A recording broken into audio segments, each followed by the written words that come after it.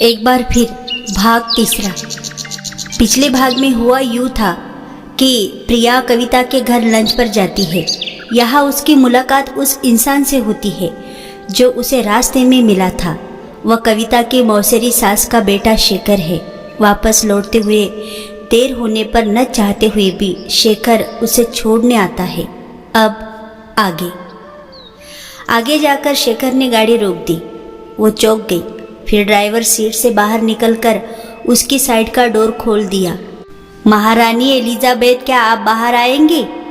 वो सक पका गई। गाड़ी से तुरंत बाहर निकलकर खड़ी हो गई। मैं आपका ड्राइवर नहीं हूँ जो आप पिछली सीट पर बैठेंगी। आगे बैठिए, नहीं तो मैं ड्राइविंग नहीं करूँगा। वो ठंडे स्वर में बोली, आप पीछे बैठिए, मैं ड्राइव करूँगी।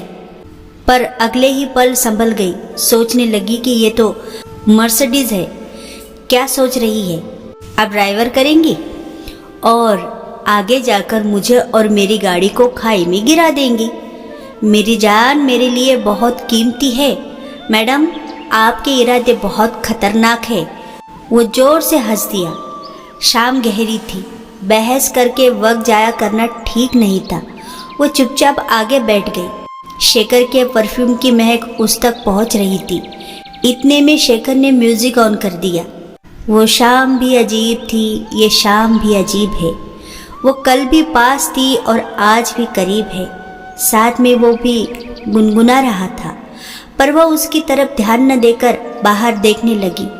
इतना हैंडसम गुड लुकिंग बंदा आपकी कार ड्राइवर कर रहा है और आप अंधेरे में कुछ ढूंढ रही है। अगर मैं गाड़ी यही रोक लूं और आपके साथ। उसने घूमकर उसकी तरफ देखा तो क्षण भर के लिए सिहरी उठी।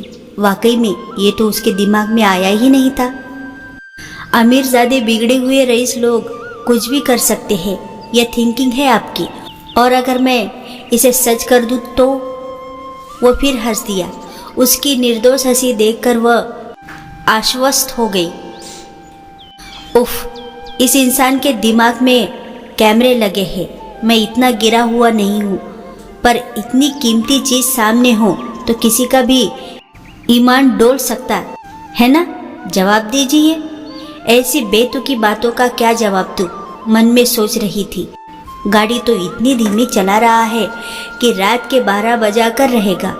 मुझे कविता का कहना मानना ही नहीं चाहिए था। ऐसे दोस्त हो तो दुश्मनों की क्या ज़रूरत है? पर वह चुप थी। बस आज घर पहुंच जाऊं तो फिर कभी किसी के घर नहीं जाऊंगी। जानती है मैं इतनी धीरे गाड़ी क्यों चला रहा हूँ? क्योंकि मैं चाहता हूँ कि काश ये सफ़र कभी ख़त्म न हो। इतना खूबसूरत हम सफ़र कभी कभी नसीब होता है। प्रिया के मन में विचारों का तूफान उमड़ रहा था। लगता है इसका काम यही है, लड़कियों को घुमाना और उनको इस्तेमाल करके उन्हें छोड़ देना। और मुझे शायद 16 साल की लड़की समझ रहा है। इसे पता नहीं है कि मैं दुनियादारी के हर रंग से वाकिफ़ हूँ। चलिए, आपकी मंजिल आ गई और मेरी भी। वह उसे देखकर मुस्कुराया। उसने अपना मोबाइल निकाला, टाइम देखा तो रात के 8 बज रहे थे। मुझे यही छोड़ दीजिए, मैं यहाँ पास में ही रहती हूँ। कितनी पास में? भाभी से आपको घर पहुँचाने का वादा करके आया हूँ और घर तक पहुँचा कर रहूँगा। अजीब ज़बरदस्ती है, उसने मन ही मन में सोचा। वो उसे अपने घर का एड्रेस नहीं बताना चाहती थी। नहीं, मैं चली जाऊँगी। वो फटाफट गाड़ी से उतर गई। घर का एड्रेस बताने से कौन सा मैं आपके साथ लिव इन में रहने चला आऊँगा। प्रिया उससे पीछा छुड़ाना चाहती थी, इसलिए न थैंक्स कहा न पीछे देखा। वो तेज़ी से चल रही थी। उसे डर लग रहा था कि कहीं शेखर उसका पीछा न कर रहा हो। 10 मिनट तेज चलने के बाद उसने रुक कर देखा कि उसके पीछे कोई नहीं है। तब उसकी जान में जान आई। काफ़ी ठंडा हो गया था। घर पहुंचकर लॉक खोलने लगी। अब तो जल्दी से चेंज करके साथ मुंह धोकर बस बिस्तर पर लेट जाना चाहती थी।